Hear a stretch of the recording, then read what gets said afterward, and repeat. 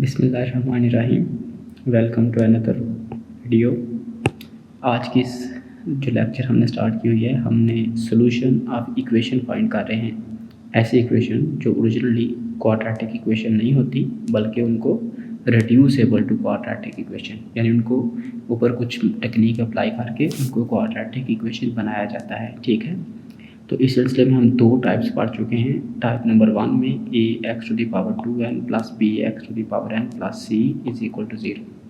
तो इसमें हम x की पावर n की जगह पर कुछ लेट करते थे, एक नया वेरिएबल t, तो इक्वेशन उसमें कन्वर्ट हो जाते थे। ठीक है, फिर हम इसको आगे सॉल्व करते थे। नेक्स्ट टाइप 2, स्टूडेंट्स आपको याद है हमने ये वाली पढ़ी थी कि 4 लीनियर फैक्टर्स का प्रोडक्ट होता था। हम इनमें से कोई दो पेयर हमने बनाने होते थे। ठीक है, एक ये पेयर हो गया और एक ये पेयर हो गया। लेकिन हम इनमें किस तरह के अरेंजमेंट करते थे, वो जिनके कांस्टेंट को ऐड करें और आंसर सेम आए। फ़र्ज़ करें कि a प्लस बी इक्वल आ रहा है c प्लस डी के, यानी ये वाला कांस्टेंट इनका सम ये बराबर आ रहा है इन कांस्टेंट के सम के। तो हम इनको अरेंज करके दो ब्रैकेट में लिख लेते थे, यानी दो पेयर बना लेते थे। फिर इन दोनों को मल्टीप्लाई करवाते थे और इन दोनों को मल्टीप्लाई करवाते थे। इसके नतीजे में एक स्टैंडर्ड फॉर्म बन जाती थी और यहाँ भी एक standard form of quadratic equation बन जाती थी। लेकिन जो मज़े की बात थी वो ये थी कि इधर भी जो पहली दो टर्म हैं और इधर की पहली दो टर्म वो बिल्कुल सेम होती थी। तो हम उन सेम टर्म्स को इक्वल कर देते थे, लेट कर लेते थे टी के इक्वल।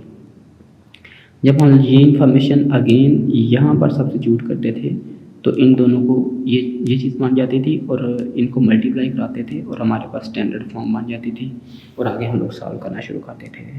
तो स्टूडेंट्स, आज के इस लेक्चर में हम इसी सीरीज़ को आगे बढ़ा रहे हैं और हम इसके अंदर एक नई टाइप, हम उसको अपनी आसानी के लिए टाइप 3 कह देते हैं, इसको हम लोग डिस्कस करने जा रहे हैं। ठीक है, तो जो टाइप 3 है ये इस टाइप की इक्वेशन होगी।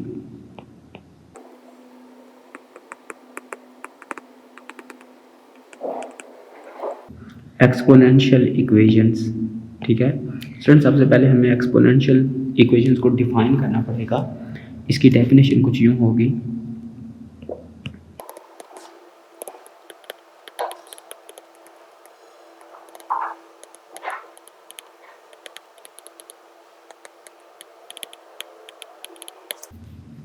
जी स्टूडेंट्स, एक्सपोनेंशियल इक्वेशन वो वाली इक्वेशन होगी जिसमें equation in which variable occur in exponent.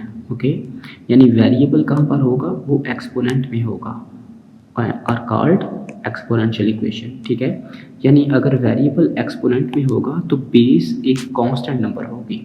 For example अगर मैं आपको लिख के दिखा सकूँ एक एग्जांपल, तो एग्जांपल कुछ ये हो सकती है 2 raise to power 2x plus 2 raise to power x plus 5 is equal to 0। तो स्टूडेंट, ये जो इक्वेशन नज़र आ रही है आपको, इस इक्वेशन में देखें वेरिएबल क्या है x, ये है x और एक ये है। तो पूरी इक्वेशन में जो वेरिएबल है वो किस में नज़र आ रहा है, पावर में, और जो बेस है, बेस क्या है, एक कांस्टेंट नंबर है। ठीक है, तो इस तरह की इक्वेशन को कहते हैं जब वेरिएबल पावर में हो और बेस एक कांस्टेंट नंबर हो, तो इस तरह की इक्वेशन को हम लोग कहते हैं एक्सपोनेंशियल इक्वेशन। ठीक है, अच्छा, अब बच्चे जो एक्सपोनेंशियल इक्वेशन होगी इसके लिए हम लोग करेंगे ये काम स्टूडेंट्स, हम लोग फोकस करेंगे सबसे पहले कि ग्रेटर पावर कौन सी है। जैसे एक ये है एक्सपोनेंट और एक ये एक्सपोनेंट है। सबसे पहले हमने दो काम करने हैं, बेस दोनों की सेम करनी है। जैसे इस केस में बेस ऑलरेडी सेम है यानी 2 है। अब देखना एक्सपोनेंट को, देखेंगे कि ग्रेटर एक्सपोनेंट कौन सी है। जो पावर बड़ी है ना, आपने उसकी जगह पर स्मॉलर पावर लिख देनी है। ठीक है, और उसका होल स्केल लिख देना है। जैसे मैं अगर आपको लिख के बता सकूं, फॉर एग्जांपल यहाँ पर ग्रेटर पावर है 2 टू द पावर x, आप इसकी जगह पर स्मॉलर पावर लिखेंगे हमेशा और इसका होल स्केल लिख देंगे। ठीक है, यानी ये ऊपर वाली पावर इससे मल्टीप्लाई होगी तो 2x बन जाएगी, plus 2 raise to power x plus 5 is equal to 0। अब ये जो चीज़ सेम हो गई है ना, आप इसको लेट कर लेंगे। जैसे 2 रेज टू पावर x है, ये सेम है, इसको लेट कर लेंगे आप एक नए वेरिएबल के इक्वल। ठीक है, लेट कर लें 2 raise to power x is equal to t। जब हम लोग ये सब्स्टिट्यूट करेंगे तो it become t square plus t plus 5 is equal to 0। तो स्टूडेंट, जो ये वाली इक्वेशन है, ये वाली इक्वेशन आप देख सकते हैं कि ये standard form of quadratic equation है, ठीक है। तो अब इसके ऊपर आप कोई एक टेक्निक अप्लाई करके इसका सोल्यूशन प्रोवाइड करेंगे। फ्रेंड्स आए हम लोग इस टाइप की इक्वेशन को डिस्कस करने के लिए फ्यू प्रॉब्लम सॉल्व करते हैं इसके ऊपर। तो लेट्स जंप इन। तो स्टूडेंट्स हम प्रॉब्लम 14 जो कि ये है,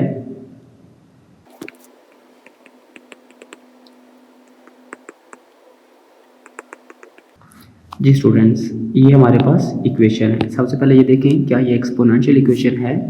वेरिएबल देखें, ये वेरिएबल है और ये वेरिएबल है, दोनों वेरिएबल एक्सपोनेंट में आ रहे हैं, कोई ये एक्सपोनेंशियल इक्वेशन है। चलिए, और ये जो ये पॉइंट है ना, ये पॉइंट नहीं है बल्कि ये टाइम्स है, यानी मल्टीप्लाई इसका मतलब है, ठीक है। चलिए स्टूडेंट्स अब हम लोगों ने करना ये है कि हमने सबसे पहले इसको स्टैंडर्ड फॉर्म में कन्वर्ट करना है।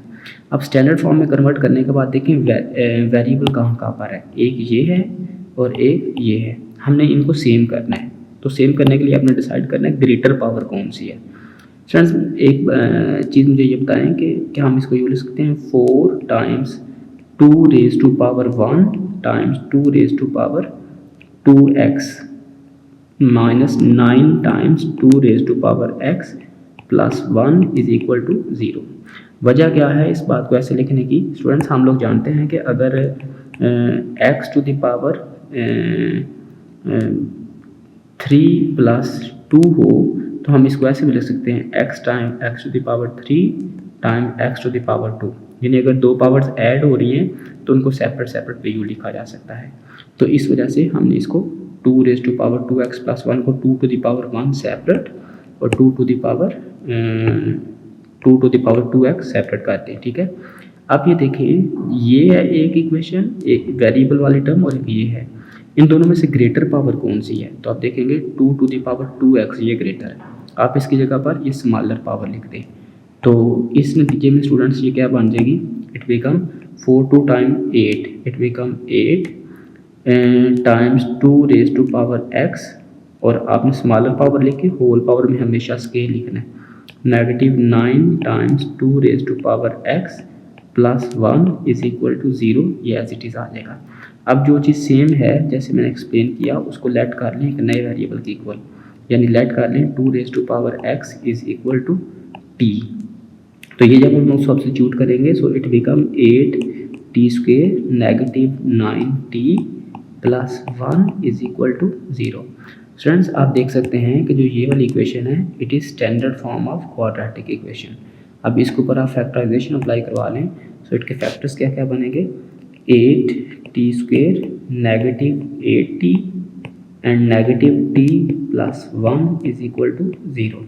So what common we can take 8t as common, so it become t negative 1, so negative 1 into t negative 1 is equal to 0, so it become 8t negative 1 into t negative 1 is equal to 0। Students हम लोग इसको separately zero जब substitute करेंगे so it become अगर मैं इसको simplify कर लूँ, पार्टीशन कर लूँ, so it become either 8x negative 1 is equal to 0 or 8t negative 1 is equal to 0, sorry, here a t will come over here, okay, it's t, and the other thing is t negative 1 is equal to 0। so please substitute what we earlier supposed, okay, so we supposed we are going to substitute t is equal to 2 raised to power x, okay, so हम लोग इस partition को आगे continue कर रहे हैं, so it become 8 times 2 raised to power x negative 1 is equal to 0। so हम अगर इस नेगेटिव 1 को दूसरी साइड पे शिफ्ट करें तो it become 8 times 2 raised to power x equals to 1, so 2 raised to power x this become 1 upon 8, ठीक है। फ्रेंड्स देखें अब हम लोग ये करेंगे क्योंकि ये 2 raised to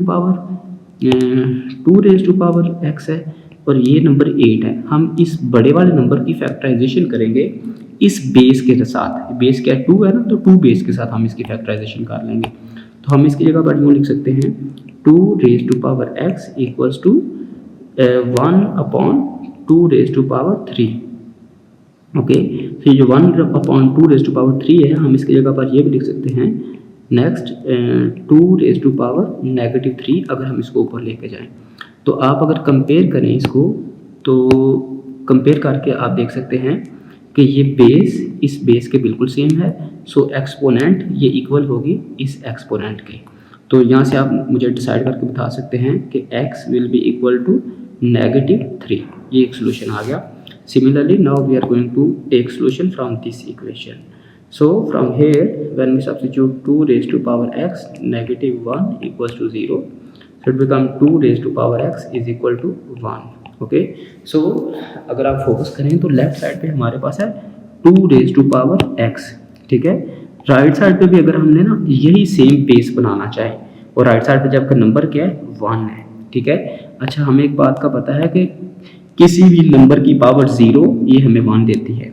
सो मैं इस 1 की जगह पर हम ये लिख सकते हैं 2 रेज टू पावर 0। सो जब कंपेयर करेंगे तो बेस के सेम है, सो x किसके इक्वल आ जाएगा, x will be equals to 0।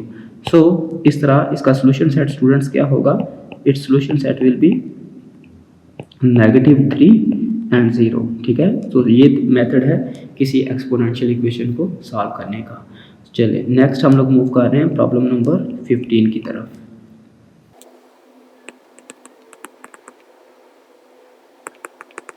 Ji students, ये हमारे पास प्रॉब्लम नंबर 16 है। सबसे पहले ये डिसाइड करें कि क्या ये एक्सपोनेंशियल इक्वेशन है। देखिए वेरिएबल कहाँ पे आ रहे हैं, पावर में आ रहे हैं ना, तो ये एक्सपोनेंशियल इक्वेशन है। यही डेफिनेशन है एक्सपोनेंशियल इक्वेशन की। अब हम ये काम कर सकते हैं क्या, 2 raise to power x plus ये 2 रेज टू पावर 2 की पावर में 2 नंबर ऐड हो रहे हैं, क्या हम इसको सेपरेटली लिख सकते हैं, like 2 raise to power -x times 2 raise to power 6 and this -20 is equal to 0 as it is. Students, हमने बेसिकली इनको सेम बनाना होता है, इन वेरिएबल्स को, इनकी पावर्स को, ठीक है। तो देखें हम क्या इसको ऐसे लिख सकते हैं, 2 raise to power x plus 2 raise to power 6 का मतलब क्या होगा स्टूडेंट्स, लाइक 2 को कितनी टाइम आपने प्रोडक्ट करवाना है, 6 टाइम, ठीक है। So it give us 64। Okay, so in place of 2 to the power -x can we write it as 1/2 to the power x, this -20 as it is equal to 0। So students, अब आप देखें कि ये जो 2 to the power x है, ये और ये बिल्कुल क्या हो गया, सेम हो गए। तो जब ये सेम हो गए हैं, आप इनको लेट कर लें एक नए वेरिएबल के equal. So I am going to suppose it let 2 raise to power x equals to t। Okay, so substitute our here, so it become t -64 upon t, okay, and -20 is equal to 0। Friends, हमारा purpose है इसको standard form पर बनाना। तो standard form में आपको पता है इसका एलसीएम कितना आ रहा है, t, so take t as LCM. So this t directly multiply with this t, it become t² -64 -20t is equal to 0. Okay, so this t dividing to this side, then we shift to the other side, it multiply with 0 and then become 0. So rest of the term will be that give us, it is t² -20t and -64, ठीक है, is equal to 0. So it's a positive 64 over here. Okay, positive 64 plus 64. So students, अब हमें आप देख सकते हैं कि ये standard form of quadratic equation है। अब हम इसके ऊपर फैक्टराइजेशन अप्लाई करने जा रहे हैं and it's factor will be t² -4t and -16t and plus 64 is equal to 0. Okay, what common we can take? We can take t common from first two term and it give us t -4, and from last two term we can take -16 as common, so it become t -4 is equal to 0. So it become t -16 into t -4 is equal to 0. So now we are going to separately substitute equal to 0. T minus 16 equals to 0 or t minus 4 is equal to 0. So students, what it become? It become t is equal to 16 and from here it give us t equals to 4. Now अब हमें क्या काम करना है? We have to substitute what we supposed earlier. Okay, so now I'm going to substitute, put t equals to 2 raised to power x. So under this substitution, these both equation become 2 raised to power x equals to 16 and the other equation 2 raised to power x equals to 4. Okay, so in place of this 16 we can write as 2 raised to power x equals to 2 raised to power 4. Okay, so when we compare both sides, so हम देख सकते हैं कि x is equal to किस चीज़ के आ रहा है? 4 के. सिमिलरली फ्रॉम दिस इक्वेशन हम लिख सकते हैं 2 raise to power x is equal to 2 square. So जब आप कंपेयर करेंगे तो x will become equal to 2. So students, our solution set will be 4 and 2. Okay, so that's it. Next we are going to solve another problem, that is problem 16, and what it is?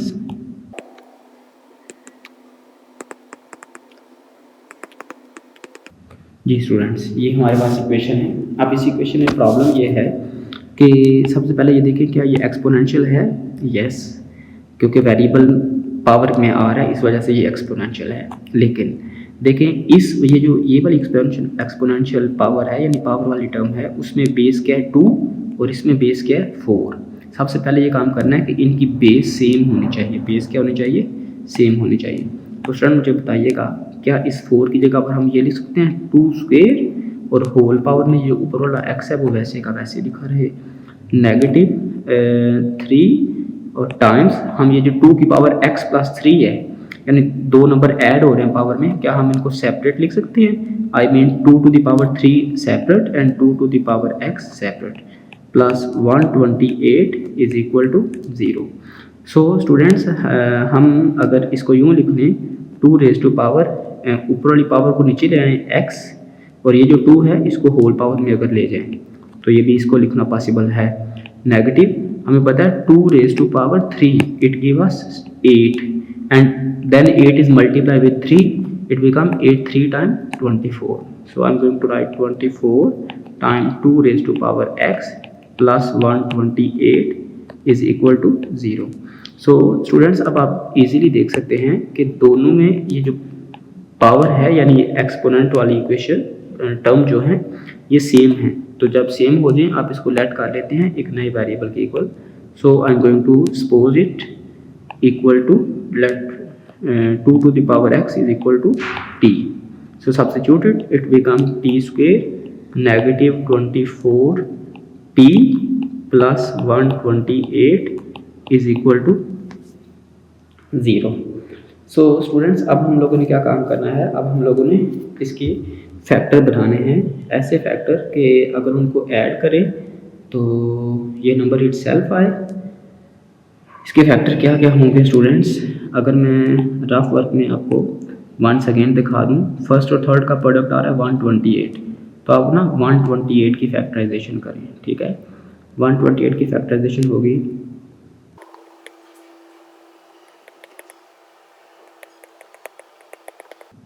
So 2 time 4, अगर मैं इसको arrange करूं 2 time 4 2 time 8 and 8 time 16. Okay, अगर हम लोग 16 एक group में रख लें, 2 टाइम 4 2 टाइम 8 को एक ग्रुप में रख लें और दोनों के साथ अगर नेगेटिव लगा दें, तो negative 16 negative 8 it give us negative 24 और इनका प्रोडक्ट डेफिनेटली हमें 128 देगा.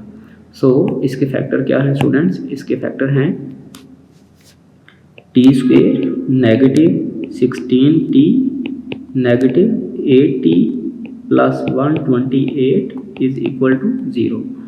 सो it become t into t negative 16 negative 8 into t minus 16 is equal to 0.